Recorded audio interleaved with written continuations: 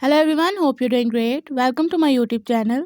In my today's video, I'll be giving you some tips on how to clear cache in your device Samsung A23 5G and A33 5G. So if you want to clear or wipe cache from your device Samsung A23 5G and A33 5G, you have to follow a few steps which I'll be sharing with you in my today's video. But before that, hit the red subscribe button and the bell icon so you're the first one to know when I upload anything new. Now watch this complete video and you will learn how you can wipe or clear cache from your device.